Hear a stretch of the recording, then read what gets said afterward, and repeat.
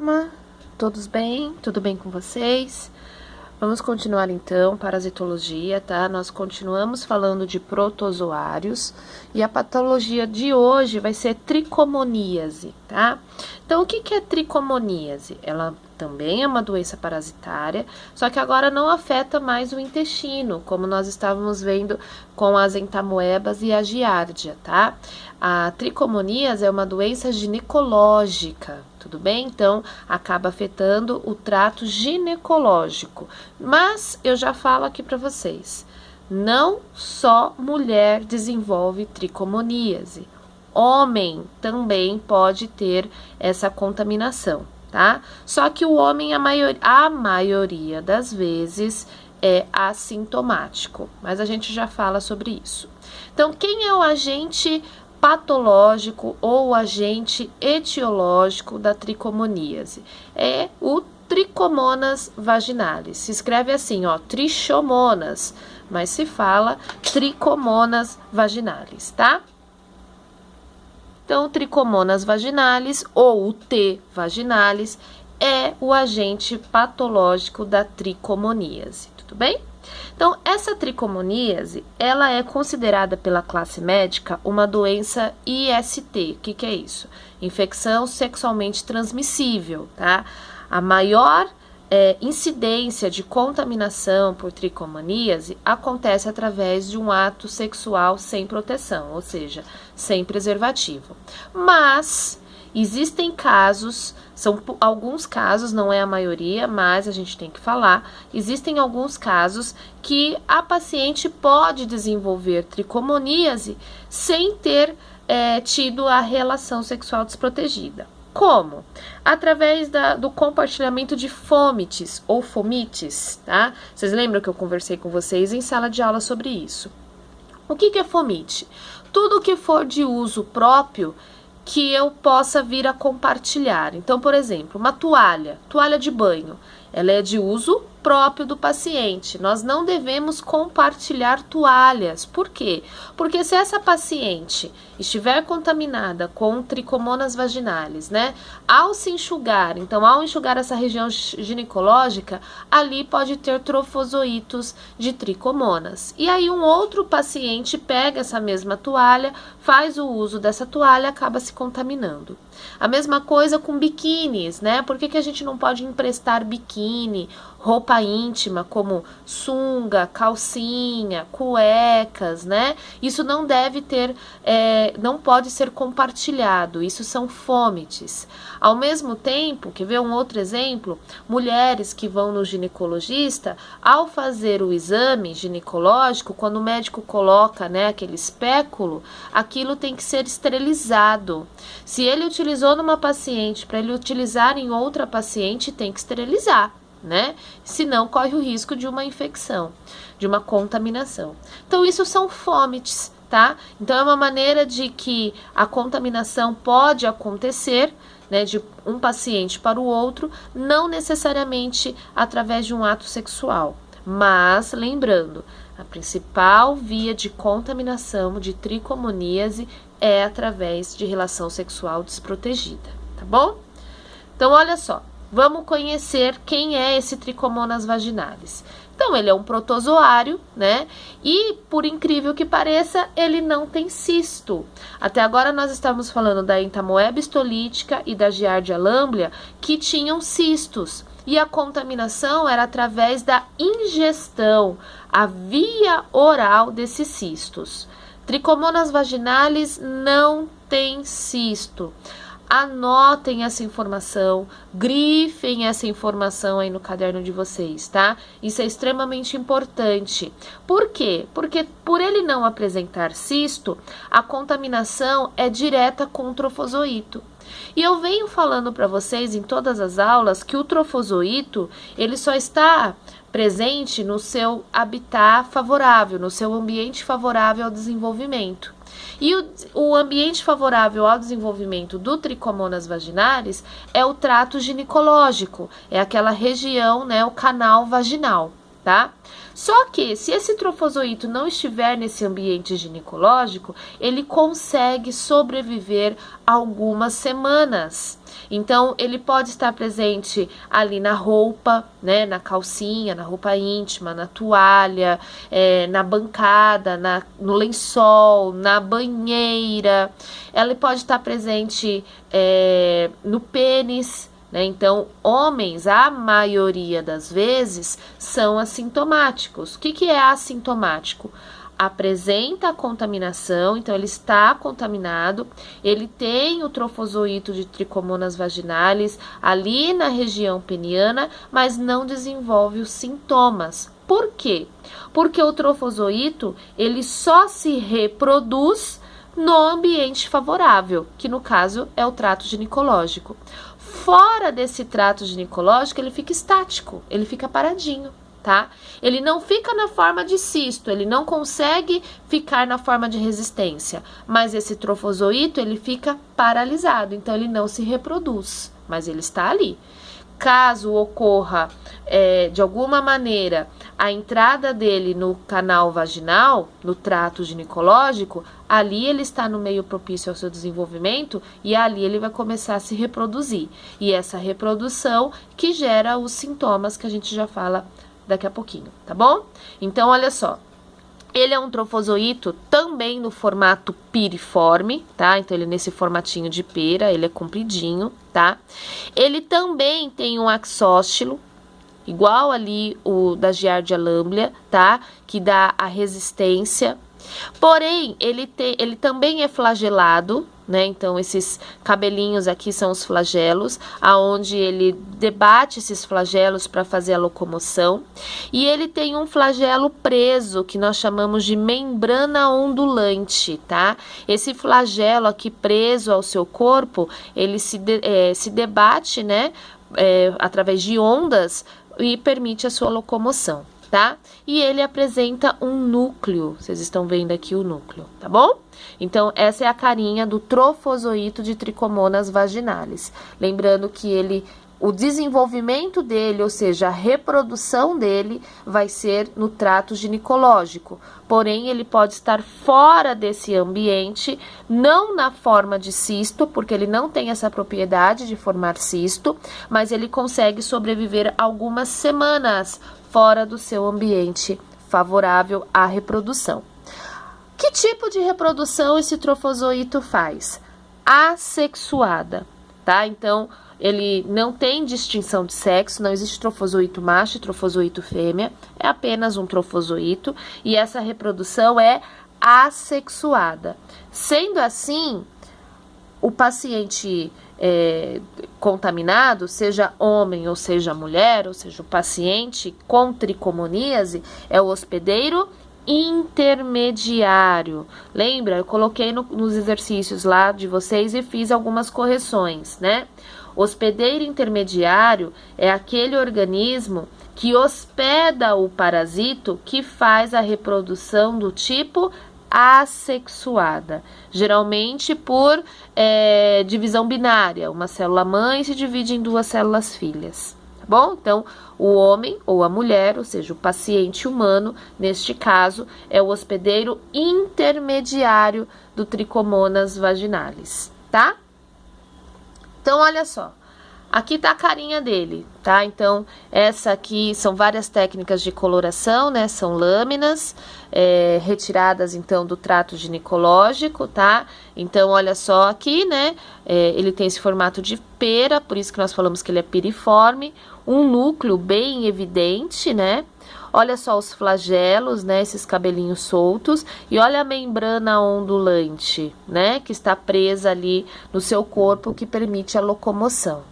Aqui é outra lâmina com outra técnica de coloração, né? Então, é o formato de pera. Dá até para ver o axóstilo, né? Que é essa estrutura que dá sustentação ao corpo. Os flagelos e a membrana ondulante. Olha os flagelinhos aqui todos soltos, tá? Aqui é uma microscopia eletrônica, né? Então, a gente consegue evidenciar melhor. Então, olha só, formato de pera, o núcleo, o axóstilo, olha só a membrana ondulante e os flagelos. Lembrando que isso é encontrado, então, aonde? No trato ginecológico. Essa fotinha aqui é uma foto tirada do colo de um útero, né? Então, o médico, né, ao fazer um Papa Nicolau, então olha só a importância, né, dos exames ginecológicos, né, ao fazer o exame ginecológico, um Papa Nicolau, provavelmente para pegar, né, um pedacinho aqui do útero, se fosse o caso fazer uma biópsia, mas ele queria evidenciar o colo do útero, percebeu então, ó, essa secreção é característica de contaminação de tricomonas vaginalis. Ela forma essa secreção com espumas bolhosas, tá?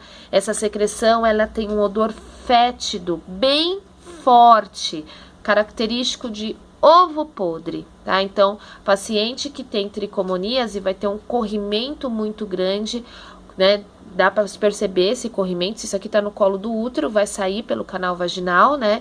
Então, um corrimento forte, contínuo, com um odor característico, tá? Então, só para que vocês vejam que o estrago que esse tricomonas faz aqui na região ginecológica, tudo bem? Essa secreção é uma reação de defesa do nosso organismo, né? Se tá tendo proliferação aqui, ó, desses protozoários, essa replicação desses protozoários, isso gera essa secreção, né? Então, o próprio organismo já dá sinal desse corrimento. Isso daqui é fruto de reprodução de protozoário. Então, o organismo acaba permitindo a saída, a expulsão dessa secreção, justamente para evidenciar a proliferação de proliferação de protozoários, tá? Então, essa secreção bem característica.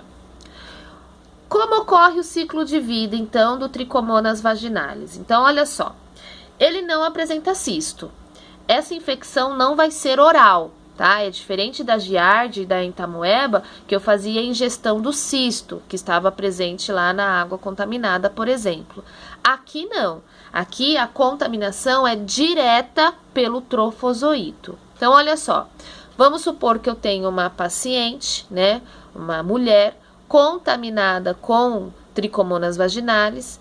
Ao ter um ato sexual desprotegido com o homem, ela acaba contaminando o homem. Esse trofozoito no homem, ele não se desenvolve, ele fica na forma estática, paradinho, tá? Na região peniana.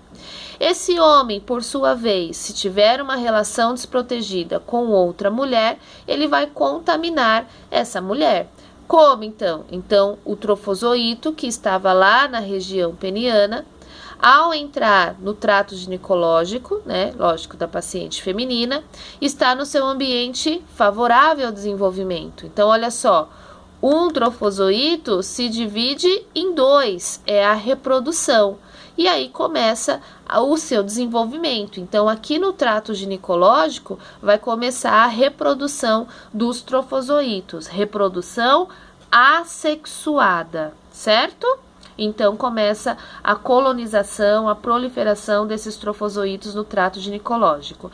Essa mulher vai estar contaminada e caso ela use um biquíni, vamos supor, né? Ela está com um biquíni e ela empresta esse biquíni para a amiga, neste biquíni vai ter o quê? Trofozoito.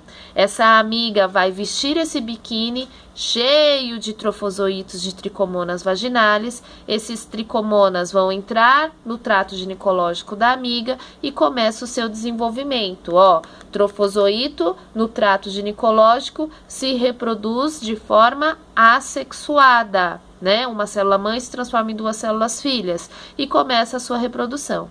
Vocês viram então que a contaminação não necessariamente tem que ser apenas por relação sexual desprotegida.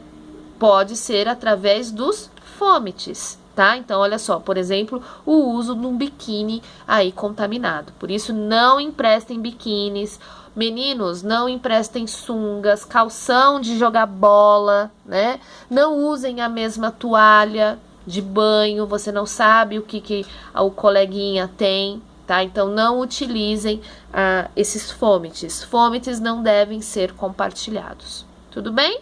Então, o ciclo de vida é bem facinho, né? A mulher contaminada pode contaminar o homem, por não apresentar um ambiente favorável ao desenvolvimento do trofozoito, o trofozoito ele fica estático, e quando ele entra novamente no trato ginecológico, né, quando ele está presente no trato ginecológico, ele desenvolve, está no seu ambiente favorável, ele se faz reprodução assexuada, promovendo a colonização, a proliferação, deixando essa paciente contaminada, que pode contaminar outras pessoas através dos fomites ou através do ato sexual desprotegido, tá?